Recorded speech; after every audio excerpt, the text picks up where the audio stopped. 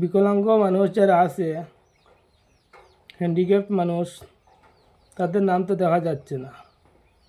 কারণটা কি? বা আগে যারা 2 বছর 3 বছর ধরে অরুণোদয় পেয়েছেন, তাদেরও নাম নাই। কারণটা কি?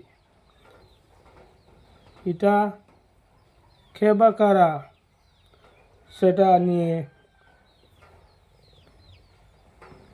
মতলব কারচুপি করছে, সেটা বোঝা যাচ্ছে না। কারণটা কি?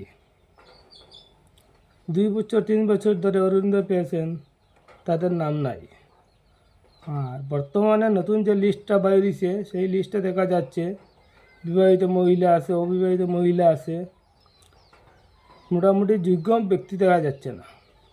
আর আগে পুরাণে বেজান মানুষ আসলো, বিকলাঙ্গ মানুষ আসলো, বা যার স্বামী নাই সেও আসলো, হ্যান্ডিক্যাপ্ট মানুষগুলো আসলো, তাদের নাম কাটা হয়ে গেছে।